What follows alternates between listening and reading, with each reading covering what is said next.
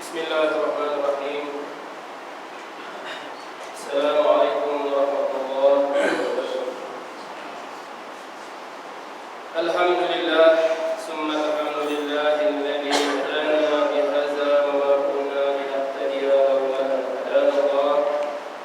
Salatan wa salaman ala Rasulillah wa ala man ittaba'ahu wa walah.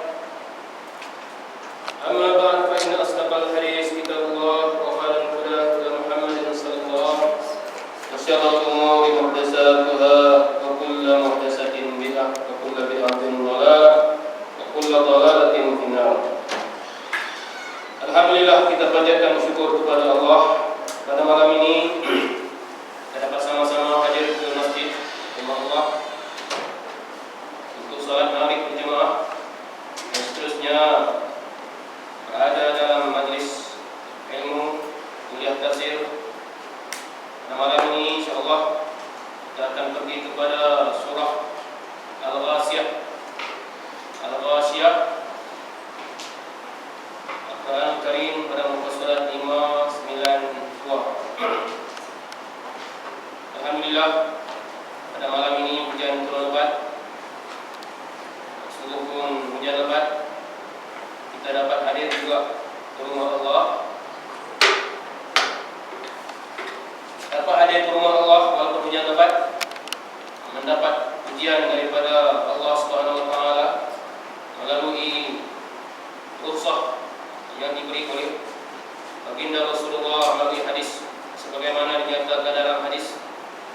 Di antara sebab kita boleh jamakkan salat adalah hujan lebat.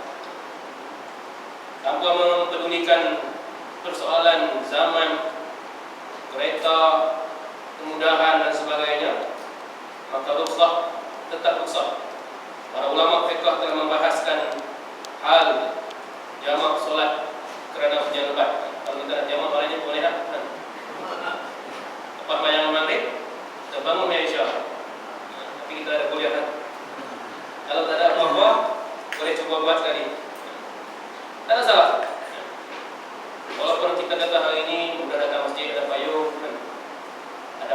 ada itu, ada kereta, ada berbagai-bagai kemudahan, namun hukum rukhsah itu tetap kekal juga. Sebagaimana kekalnya rukhsah dalam hal musafir. Hari ini kalau kita nak pergi musafir ke Kuala Lumpur, tak payah naik kereta api laju 3 jam sampai. Sungguh pun begitu, kita tetap boleh rukhsah, boleh jamak. Andai kata satu hari nanti teknologi manusia dapat mencipta kenderaan yang lebih laju, dalam masa 15 minit boleh sampai KL. Walaupun begitu, kita masih lagi diringankan oleh Allah untuk melaksanakan qasar dan jamak. Jadi perubahan, kemudahan zaman tidak mengubah hukum rukhsah yang telah Allah berikan kepada kita. Jadi kita panjatkan syukur kerana nikmat Allah. Allahumma shayban nafi'a. Ya Allah, hujan yang telah Kau turunkan ini mudah-mudahan memberi manfaat kepada kita, hamba-hambanya. Baik, pada malam ini kita akan cuba menghabiskan surah Al-Ghashiyah. Surah Al-Ghashiyah mengandungi 26 ayat. Salah satu surah yang mana di dalamnya menceritakan tentang nikmat dan azab Allah, nikmat bagi ahli syurga dan azab bagi ahli neraka. Dan Allah cerita mengajak orang-orang yang menentang baginda Rasulullah supaya berfikir tentang kejadian alam semesta yang menakjubkan, supaya dengan itu boleh menambahkan keimanan orang yang telah beriman dan mengembalikan orang kufur kepada beriman kepada Allah. Baik tuan-tuan muslimin dan muslimat sekalian, mari kita lihat surah Al-Ghashiyah. A'udzubillahi minasyaitonirrajim. Bismillahirrahmanirrahim. Hal ataka hadisul ghashiyah. Sesungguhnya telah datang kepada kamu berita tentang al-ghashiyah. Dalam bahasa Arab, hal bermaksud adakah. Hal ni dia punya pertanyaan, dia punya zaraf, dia punya perkataan pertanyaan. Tapi dalam ayat ini bukan bermaksud adakah, tapi sesungguhnya. Kata Qatrab, qad ja'aka ya Muhammad, ataupun maksud dia telah datang kepada kamu, sesungguhnya telah datang kepada kamu wahai Muhammad. Penceritaan tentang al-ghashiyah. Kalau kita jumpa ayat-ayat yang lain, hal ata al-insan, bukan maknanya adakah telah datang kepada manusia, tidak. Maknanya sesungguhnya telah datang kepada manusia. Hinu minad dahri lam yakun syai'an mazkura, satu tempoh masa yang tertentu yang mana manusia itu tak disebut-sebut. Bukan pertanyaan Allah tetapi penegasan.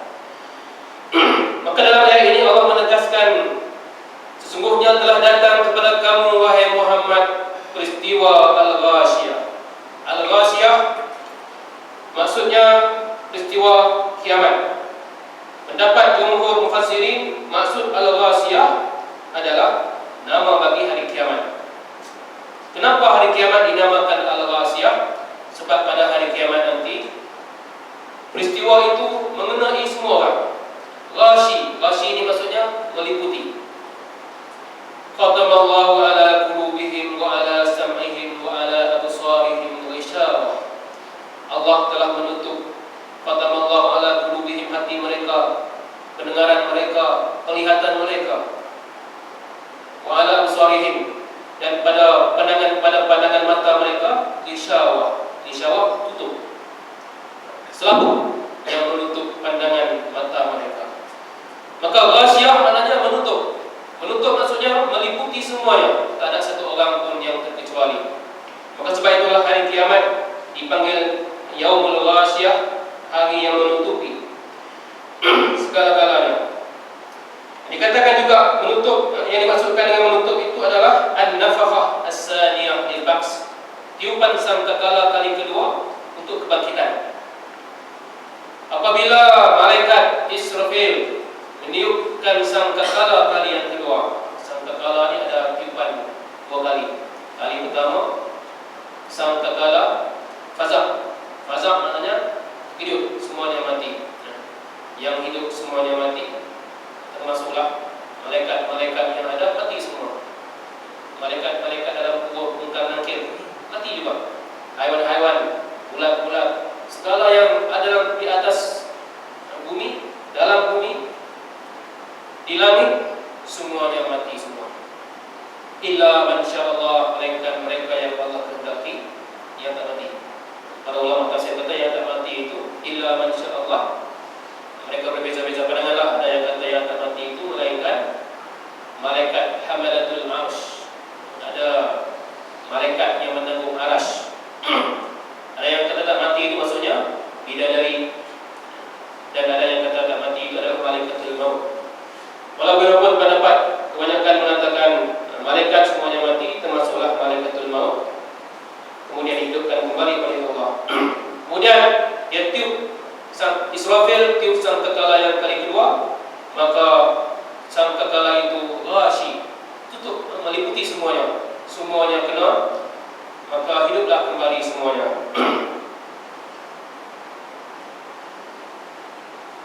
Al-ghashiyah juga bermaksud neraka. Yang ada pada hari kiamat nanti, neraka dia akan menutupi, meliputi orang-orang yang masuk neraka. Tak ada yang terkecuali. Tak ada siapa pun yang boleh bersembunyi di ceruk mana dalam neraka supaya dia tak dibakar. Tak ada. Neraka ni sifatnya ghashiyah, kena semua.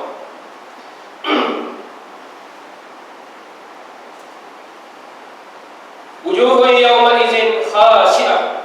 Wajah-wajah mereka pada hari itu khashi'ah, artinya tunduk. Khashi'atan absaruhum tarhaquhum zillah. Dalam Al-Quran ayat yang lain Allah menyatakan tunduklah wajah mereka, tarhaquhum zillah, mereka merasa hina. pada hari itu orang-orang yang kafir, yang berdosa kepada Allah, wajah mereka tunduk, tak pandang ke atas. Dalam dunia, orang-orang yang jabar, yang sombong, yang zalim, mereka pandang ke atas. Mereka jalan menabik dada, mendongak ke langit. Tapi pada hari itu Allah jadikan mereka khasyi'atan, tunduk wajah mereka.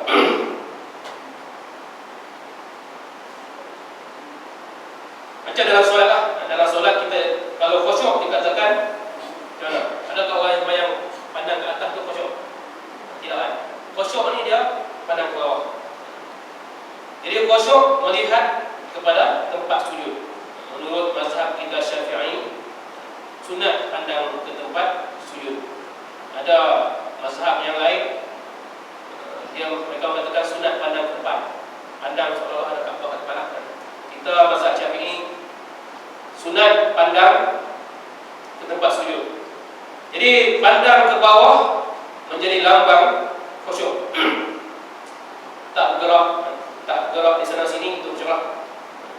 Ada satu kali Nabi SAW masuk dalam masjid, tengok satu orang lelaki Arab tengah sembahyang, dia jenguk dia. So, tengah sembahyang, dia jenguk. Sambil sembahyang, dia jenguk. Jadi Nabi kata, "Lau khasya'a qalbuhu la khasya'a aqlahu." Kata Nabi, kalaulah khusyuk hatinya, nescaya khusyuklah anggotanya. Jadi khusyuk ditandai dengan tunduknya anggota tak bergerak. Amilatun nasibah, kerana amal mereka yang sia-sia. Nasibah maknanya amal yang banyak tapi sia-sia. Nasibah yang memenatkan. Nasabun artinya penat. Buat kerja penat, buat amal penat, tapi tak ada makna. Maka Allah kata, wajah mereka pada hari itu tunduk kerana mereka mengenangkan amal mereka yang banyak semasa hidup dalam dunia dulu, dan amal itu telah menyebabkan mereka penat, payah, tapi tak ada faedah pada hari ini. Umar Al-Khattab ketika mana dia datang ke Syam, Umar apabila dia memerintah, dia berjaya membuka banyak negeri. Di tangan Umar Allah telah berikan, anugerahkan Al-Futuhat Al-Kasirah. Negeri Parsi dibuka oleh Umar. Negeri Syam, negeri Mesir pun dibuka oleh Umar. Jadi pada masa Umar telah berjaya membuka negeri Syam, dia telah pergi ke negeri Syam untuk menerima pemerintahan di sana, menerima pengambil alihan sebelum dia pergi ke Mesir. Bila sampai di Syam, maka datanglah kepada Umar seorang Syekhun Kabir, seorang lelaki tua yang sangat tua, mutakahhil, yang mana dia punya pakaian dia cuma gaya seorang rahib. Biasalah rahib-rahib dalam agama Kristian, mereka pakai selekeh, kotor sebab tak mandi. Ini adalah sebagai tanda kesolehan mereka. Islam begitulah. Islam tidak mengajar kita jalan para rahib. Kita mentang takut kepada Allah, tak mandi. Kadang-kadang kita ada salah faham kan? Dan tengok satu orang yang kotor, rambut panjang, wali Allah ya. Wali Allah yang main jalan yang ada kaki 3 kaki 5, kotor, bau busuk. Ada orang mengatakan ini wali Allah. Jadi syariat Islam tidak mengenal cara berfikir yang sebegini. Wali Allah bersih, wali Allah akan kelihatan cemerlang, bergaya. Semualah orang akan tengok dia dengan senang hati. Jadi datang kepada Umar seorang rahib yang mana dalam ayat kata mutakahhil, yang kotor, yang cemar, yang mana dia tak peduli diri dia. Falamma ra'a Umar bakia, ketika mana Umar tengok lelaki rahib tadi, dia pun menangis. Maka dikatakan kepada Umar, "Ya Amirul Mukminin, ma yabkika?" Wahai Amirul Mukminin, apa yang menyebabkan kau menangis? Qala, kata Umar,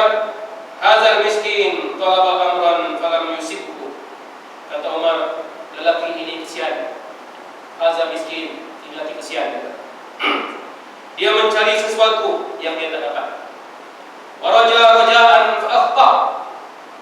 fa'akhta'ahu, dan dia mengharapkan satu harapan tapi dia tak mendapat apa yang dia harapkan.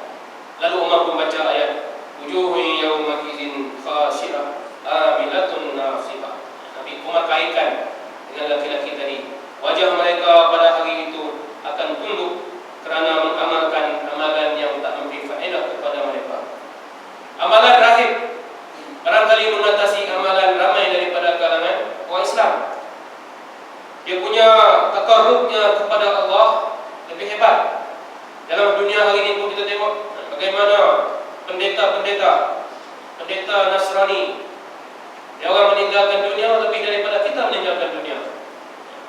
Mereka tinggal dunia sampai tak kahwin, tak berkahwin.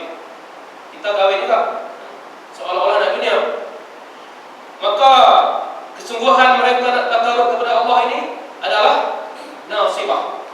Satu sifat yang disebut oleh Quran, nasibah, buat kerja payah dalam dunia tapi tak ada nilai. Tak ada nilai di sisi Allah Subhanahu Wa Taala. Sebab itulah amalan orang Islam ini dia kena ikat dengan tiga untuk dia jadi bukan nasibah. Yang pertama, dalam Quran, man amila salihan min zakarin aw unsa falanuhyiyannahu hayatan thayyibah. Siapa yang beramal soleh.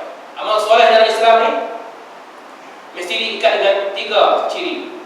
Pertama, mesti ikhlas kerana Allah, buat bukan kerana dunia, buat bukan kerana faktor-faktor duniawi. Dia punya ikatan pertama. Ikatan kedua, mestilah kena dengan ajaran Nabi. Buat tak kena ajaran Nabi, tak jadi. Para rahib, para pendeta Yahudi, para Sami Shaolin, Buddha dan sebagainya, mereka beramal banyak, berzikir banyak, zikir amitabha banyak, zikir mereka tu berkali-kali suci, dan mereka bertasbih, pegang tasbih lebih besar daripada kita. Kita tasbih lah lebih kecil, dia orang punya tasbih biji-bijinya besar kan. Dan mereka zikir khusyuk, tak pandang ke kanan, kita zikir sambil tengok ke kanan, ke atas. Artinya mereka ni lebih hebat. Mesti ikut petunjuk Nabi. Nabi buat macam mana, itulah yang kita buat, tanpa menambah dan mengurangkan. Dan yang ketiga, mukmin. Mesti ada sifat iman. Tak beriman, tak ada guna. Jadi dengan tiga ikatan ini, amal soleh yang kita buat tidak akan menjadi nasibah, amilatun nasibah, yang mana Allah sifatkan amal orang-orang kafir. Sebab itulah kita memerlukan menuntut ilmu untuk tahu adakah amal yang kita buat ni selari dengan amal Nabi atau tidak. Solat yang kita buat, zakat yang kita berikan, haji yang kita buat, adakah berdasarkan petunjuk Nabi ataupun kita ikut orang? Adakah kita buat ni kerana kita terpengaruh dengan orang lain? Jikalau itu, maka kita tidak ikat amal kita dengan petunjuk Nabi Muhammad sallallahu alaihi wasallam.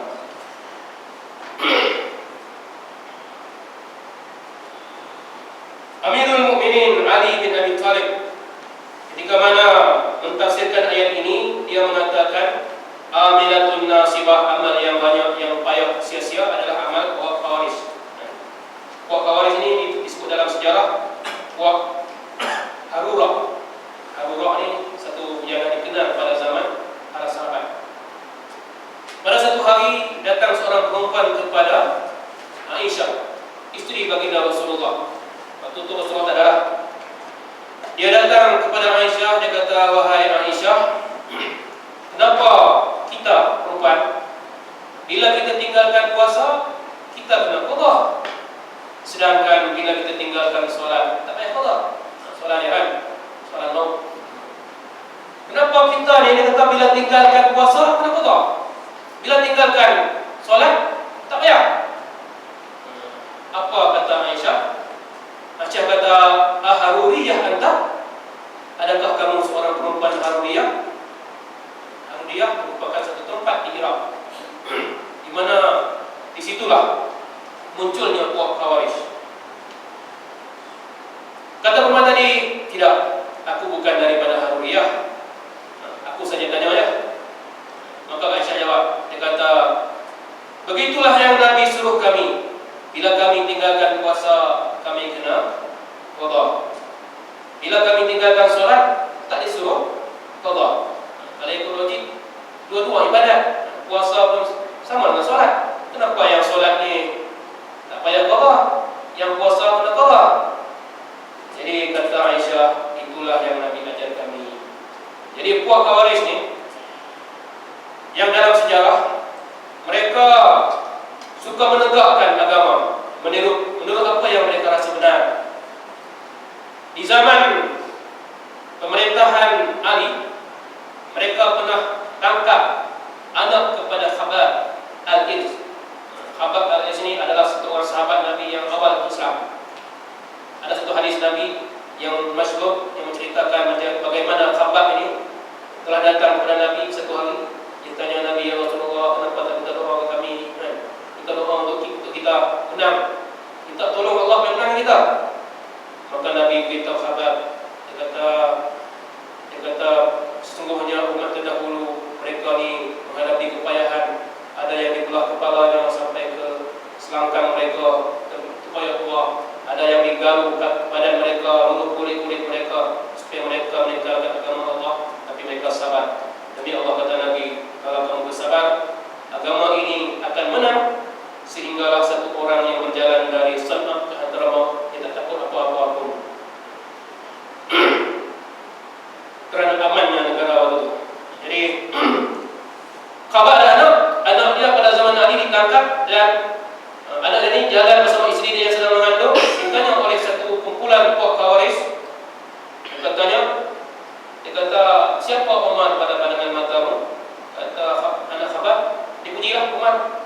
Siapa Abu Bakar, siapa Umar, siapa Utsman, siapa Ali? Ketika mana dia puji Ali juga, maka puak Khawarij ini telah mengikat dia di batang kurma dan telah dibunuh.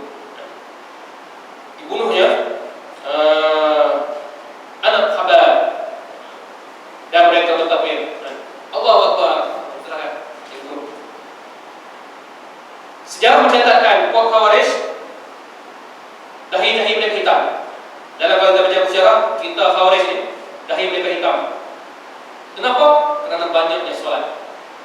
Dan mereka menangis di malam hari kerana takutkan Allah. Ini kalau kita tengok, hebat orang ni. Tapi mereka Khawarij yang Nabi kata dalam hadis, kalau kau jumpa mereka, bunuhlah mereka. Mereka ni ibarat anak panah yang telah keluar daripada besarnya dan tak kembali. Sebagaimana mereka keluar dari Islam, begitulah anak panah keluar dari Islam. Khawarij cerita masa lalu akan terus ada pada zaman kini, dan akan ada dan terus ada sampailah zaman akhir nanti. Zaman di mana keluarga Imam Mahdi akan tetap ada golongan Khawarij, sebagaimana adanya golongan munafikin dan selainnya. Baik, kata Ali, inilah dia amal amilatun nasibah. Mereka amal banyak. Amal mereka Nabi puji. Nabi kata, kalau kamu bandingkan amal kamu dengan amal mereka, amal kamu sangat sedikit. Kalau kamu bandingkan baca Quran kamu dengan baca Quran mereka, baca Quran kamu sangat sedikit. Tetapi kata Ali, amilatun nasibah. Amal mereka ini walaupun banyak, tapi nasibah, penat, tapi tak sampai kepada maksudnya. Tasla naran hamiyah, masuk neraka yang panas. Tasla naran hamiyah, mereka akan masuk ke dalam neraka yang panas.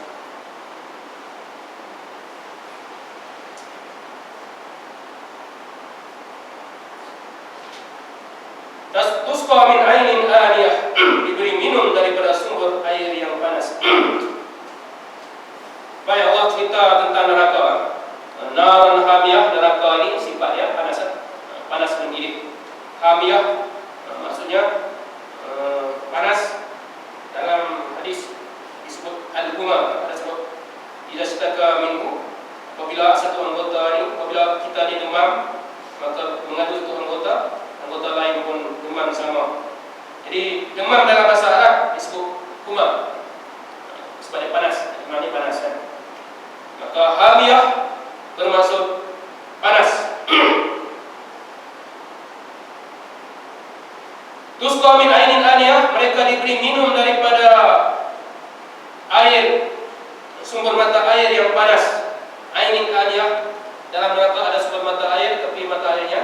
panas.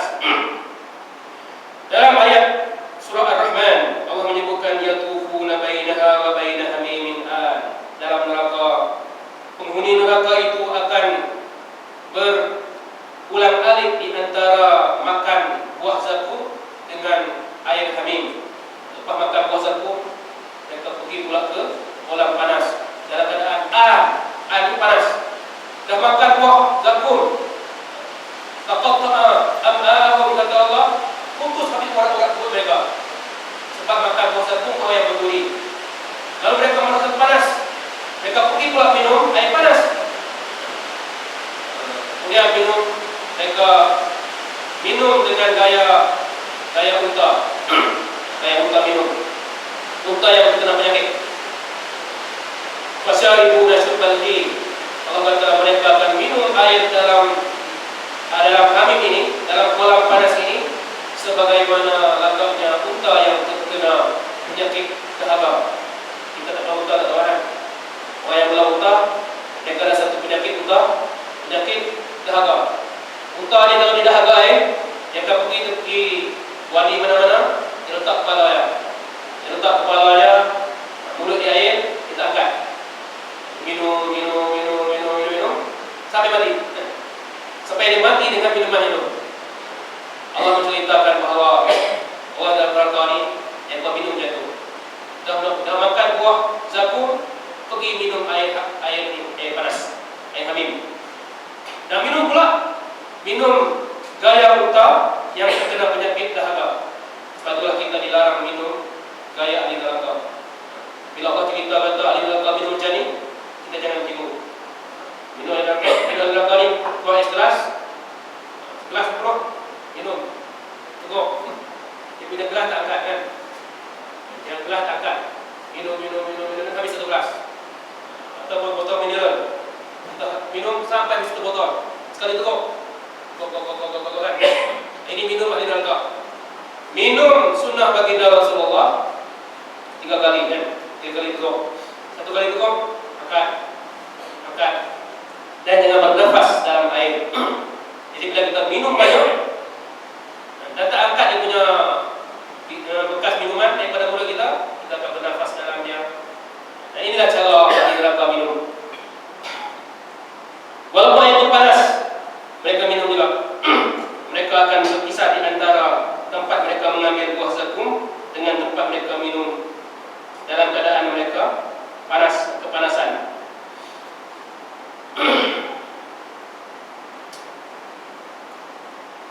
Laisa laha ta'amun illa min dhari'. Tiada bagi mereka, kata Allah, makanan melainkan dhari'. Dhari' ni makanan yang berduri. Kata Ikrimah dan Mujahid, ad-dhari' nabatun zu syaukin lasikin bil ard. Dhari' ni kata Ikrimah dan Mujahid, dua orang ahli tafsir kalangan tabi'in, mereka mengatakan tumbuhan yang ada duri yang melekat di bumi. Itulah dia dhari'. Dari segi bahasa, dhari' ini adalah zalil, kurus. Satu orang yang kurus disebut sebagai dhari'.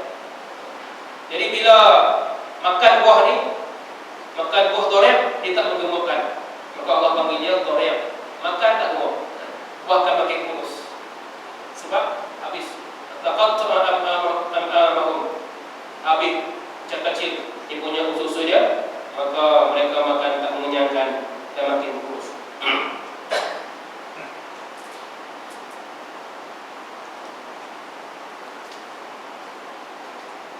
Sabda Rasulullah SAW, syai'un yakumu fin nar yushbihu asy-syaw ashaddu miraratan min as-sabri wa tannu min al-jifati wa harbu min an-nari sammahu Allahu dhari'an. Kata Nabi, dalam neraka ada makanan yang mana daripada api, menyerupai duri, lebih pahit daripada sabar, lebih busuk daripada bangkai, lebih panas daripada api. Allah namakan dia sebagai dhari'.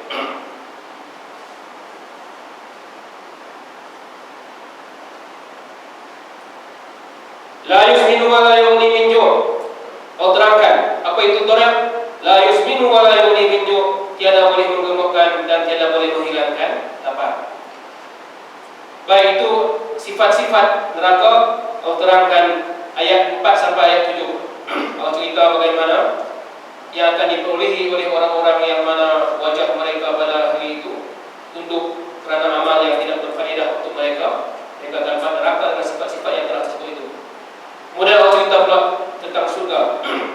Wujuhu yawma idzin na'imah. Wajah mereka pada hari itu na'imah. Na'imah maknanya wajah mereka pada hari itu lembut, kelihatan nyaman, lembut. Lisa'iha radiyah.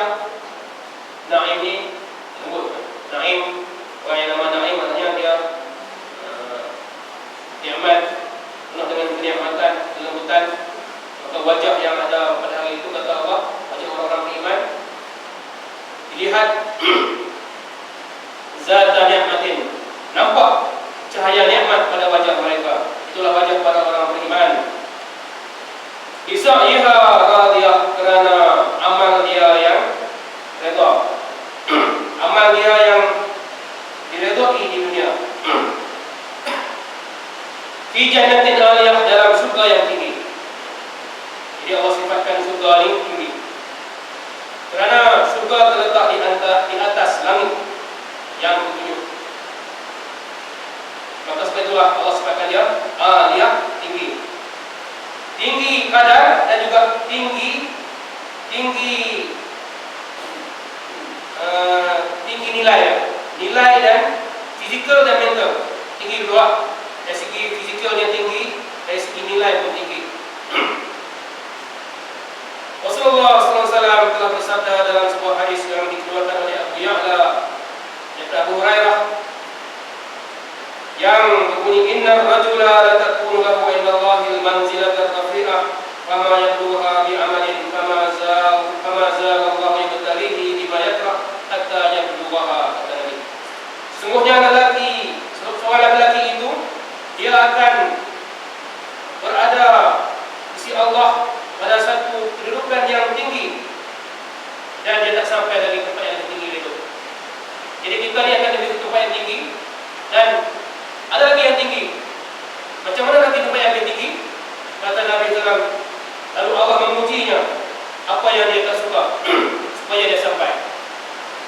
Jadi sudah pada surga yang tinggi, kata Allah nak tempatkan dia di surga yang lebih tinggi lagi. Lalu bagaimana caranya? Dengan cara ibtila. Allah puji dia, demam, sakit dan semuanya lah. Kematian, sanak saudara mati, anak mati, harta hilang, rumah terbakar. Semua ini adalah Allah nak angkat dia ke surga yang lebih tinggi. Apabila dia dapat bala, dia kata inna lillahi wa inna ilaihi raji'un. Maka dia mendapat kedudukan yang lebih tinggi. Daripada kesabaran dia itu, dia dapat kedudukan surga yang lebih tinggi. Allah ibtilah ya. Tapi kalau dapat bala, dia menangis, meratap, tak dapat apa-apa. Sebab Nabi kata innamas sabaru indas sadamatil ula. Yang dikatakan sabar ni, sabar. Mubasyiris sabirin. Allah kata berilah kabar gembira pada orang yang sabar. Sabar ni adalah orang yang mana dia boleh sabar pada ketika mana hentakan pertama dapat berita kereta tuan hilang, anak mati. Itu dia kata inna lillahi wa inna ilaihi raji'un. Dapat berita dia teriak, tak dapat. Dia takkan mendapat basyir yang Allah sebut dalam Quran, basyiris sabirin, beri kabar kepada orang yang sabar, beri kabar gembira kepada orang yang sabar. Orang yang sabar pada kali pertama. Kali pertama dia kata inna lillahi wa inna ilaihi raji'un. Maka inilah orang yang sabar. Kalau kali pertama dia menangis, dia menangis, koyak, tampar pipi, histeria, kemudian kita lama kemudian baru sabar. Tahu dia keluar kesaannya, dia sabar. Orang macam ni bukan sabar yang disebut oleh Allah dalam Quran, mubasyiris sabirin. Maka dengan sabar menghadapi bala bencana ini, Nabi kata Allah angkat darjatnya dalam surga ke surga yang lebih tinggi. Dikeluarkan oleh Ibnu Al-Mubarak daripada Abi Al-Mutawakkil An-Naji, katanya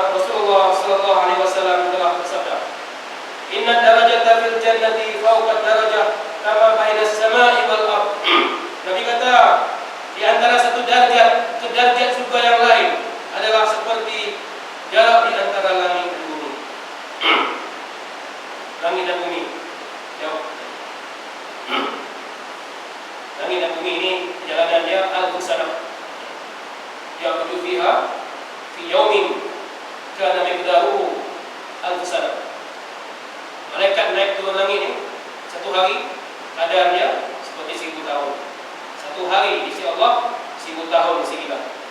Itu jarak. Jadi dia jarak di antara surga ke surga yang lain adalah seperti mana langit dengan bumi. Wa annal abda la yaqum basaruh. Dan sesungguhnya seorang hamba itu dia akan tengok atasnya, tengok surga yang di atas. Bayal ma'u lahu barakun, maka dia pun mengalirkan air mata. Wa yaz'u min zalika fayaqul, kata Nabi, dia pun heran dan terkejut dan dia berkata, "Mahaza?" Apa itu? Yang bersinar-sinar ya. Jadi Nabi beri satu bayangan supaya mudah faham. Dalam surga nanti orang dalam surga bawah tengok ke atas, dia kata, "Apa itu?" Maka dikatakan kepadanya, "Haza nuru akhika fulan." Dikatakan kepadanya, itu adalah cahaya saudara kamu si fulan. Fayaqulu akhi fulan, lalu dia berkata, "Saudaraku si fulan, kunna na'mal bid dunya jami'a wa qad faddala alayya hakadha." Dia kata, saya dengan dia dulu beramal dalam dunia sama ya. Sama-sama pergi masjid, sama-sama mengaji, sama-sama sembahyang. Kenapa dia dilebihkan atas aku? Demikian. Kenapa dia dilebihkan daripada aku? Fa yuqal lahu innahu kana afdala minka amalan. Dikatakan kepada dia, sesungguhnya saudaramu itu lebih afdal dari segi lebih afdal daripada kamu dari segi amal dia. Kemudian kata Nabi, summa ja'al fi qalbihi ridha hatta yarda. Kemudian Allah pun menjadikan dalam hatinya ridha sehingga dia ridha. Jadi dalam surga ni kita akan nampak kawan kita lebih tinggi darjatnya daripada kita. Maka kita pun tahulah bahawa dia amal banyak lebih daripada kita dalam dunia dulu. Jika itu kita takkan cemburu. Sebagaimana kita cemburu dalam dunia. Dalam dunia ni kalau kita tengok orang lebih besar rumahnya daripada kita, kita kata, "Ini hebat aku ni." Jadi kita datang rasa cemburu. Dalam dunia, dalam surga Allah hilangkan segala kecemburuan di hati orang-orang yang masuk surga. Disebutkan dalam hadis Imam Muslim, an Abi Hurairah radhiyallahu anhu, anna Rasulullah sallallahu alaihi wasallam qala, "Ala adullukum ala ma yamhullahu bihi al-khataya wa yarfa'u ad-darajat." Kata Nabi, mau aku tunjukkan kepada kamu apa yang boleh menghapuskan dosa-dosa dan mengangkat derajatmu dalam surga. Qalu ya Rasulullah, qalu bala ya Rasulullah. Mereka pun sahabat kata, bahkan terangkan pada kami wahai Rasulullah. Maka Rasulullah berkata, isbabul wudu 'alal makarih. Menyempurnakan wudu ketika kamu tak suka. Isbabul wudu 'alal makarih. Ambil wudu dengan sempurna dalam keadaan kamu terpaksa, kamu tak suka.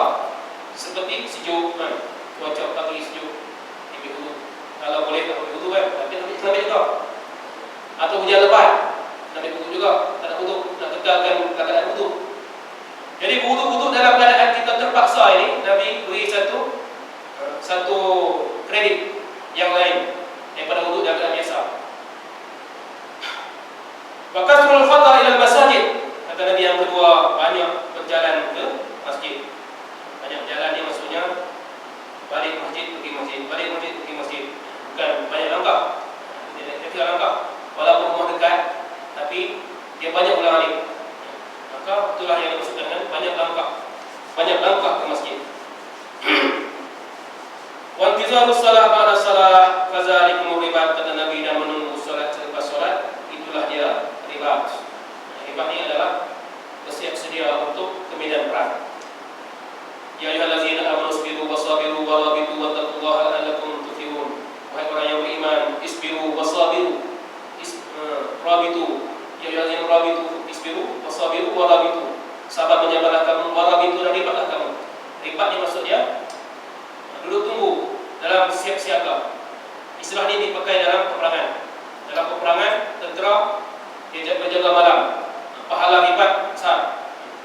Ribatnya berjaga, bersiap-siaga kalau musuh datang. Maka Nabi kata tunggu solat selepas solat. Habis solat maghrib tak ada kuliah apa-apa, tunggu kat masjid, tunggu sadar kat dinding, tunggu isya sekejap ni. Tunggu isya apa? Itu adalah kata Nabi diberi pahala ribat. Jadi 3 amal ni Nabi sebut menghapuskan dosa dan mengangkat darjat dalam syurga. Maknanya syurga ni tuan ada darajat. Sebagaimana dalam neraka ada darakat. Istilah syurga darajat, istilah neraka darakat. Darajat yang paling tinggi dalam syurga adalah firdaus. Darajat yang paling rendah dalam neraka adalah darajat orang-orang munafik. Innal munafiqina fi darkil asfali minan nar. Orang munafik dalam darakat yang paling rendah dalam neraka. Dalam hadis Nabi menceritakan bahawa bila kamu nak minta syurga, mintalah syurga firdaus. Kata Nabi, inna fil jannati mi'atu darajah, dalam syurga ada 100 darjat. Baina kulla darjatain, di antara 2 darjat itu kama baina samai wal ardh, wal firdaus a'laha darajah, dan syurga firdaus itu adalah syurga yang paling tinggi darjatnya. Wa min fawqiha al-'arsy, di atas syurga firdaus adalah arasy. Wa minha tafjuru anharul jannah, dan daripada syurga firdaus keluarnya sungai-sungai syurga yang 4. sungai madu, sungai susu, sungai Arab, dan sungai jernih, sungai jernih. 4 syurga ini dia punya sumber mata air dia adalah syurga firdaus. Fa iza sa'altumullah, bila kamu minta kepada Allah, mintalah syurga firdaus. Jadi Nabi kata kalau mintalah syurga firdaus. Jangan minta ya Allah berilah aku syurga yang paling rendah, tak apa. Walaupun kita tak layak, minta syurga firdaus. Maknanya dari segi motivasi ya. Dalam dunia ni budak-budak pelajar kita kata kalau nak jaya dalam peperiksaan, minta doa kepada Allah berilah 5A ya. Jangan minta 3A menjadilah aku malah belajar 3A je lah. Tak, target 5A. Bila target 5A mungkin dapat 4A kan. Itulah syurga firdaus, target firdaus. Kalau tak dapat firdaus, dapat bawah dia. Ini target ke bawah lah kan. Ya. Jadi Nabi ajar kita macam mana meletak target, letak yang paling tinggi. Dalam hadis yang lain Nabi menceritakan bahawa siapa di antara kamu yang recommend ke aku satu tempat dalam syurga yang namanya wasilah. Dalam azan kita sebut Ati Muhammadan al-wasilah wal fadilah. Berikan kepada Muhammad wasilah dan kelebihan. Wasilah itu adalah satu tempat tengah-tengah syurga firdaus. Di tengah-tengah syurga firdaus adalah satu tempat yang paling istimewa, special. Kata Nabi, Allah jadikan dia hanya untuk satu orang manusia saja. Dan Nabi kata, aku harap akulah orang itu. Nabi kata mesti aku punya kan. Nabi kata, aku harap akulah orang itu. Siapa di kalangan kamu yang minta untuk aku? Siapa yang di kalangan kamu minta kepada Allah supaya tempat itu aku punya, maka halat aku syafaati, wajiblah baginya syafaatku pada kiamat. Jadi kita pun mintalah kepada Allah, Ati Muhammadanil wasilata wal fadilah. Wahai Allah, berilah kepada Nabi Muhammad wasilah, tempat wasilah dan kelebihan. Jadi dengan cara itu, dengan doa itu kita halat lana al-syafa'ah, wajiblah untuk kita mendapat syafaat Nabi Muhammad sallallahu alaihi wasallam pada hari kiamat nanti. Apalah kedudukan kita kalau kita tak mendapat syafaat Nabi Muhammad sallallahu alaihi wasallam. Kita sangat-sangat perlukan syafaat. Sebab Nabi adalah pemberi syafaat yang utama pada hari kiamat nanti.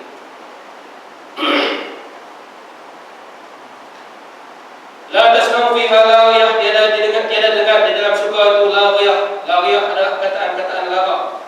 Lagha ada banyak makna, di antaranya kata-kata dusta. Kata Ibn Abbas, kasban wa buhtanan wa kufran billah, kata-kata yang mengandungi perkataan dusta, fitnah dan kufur kepada Allah, ini namanya lagha. Pendapat yang lain mengatakan lagha adalah perkataan yang batil tapi tak dosa. Perkataan batil tapi tak menyebabkan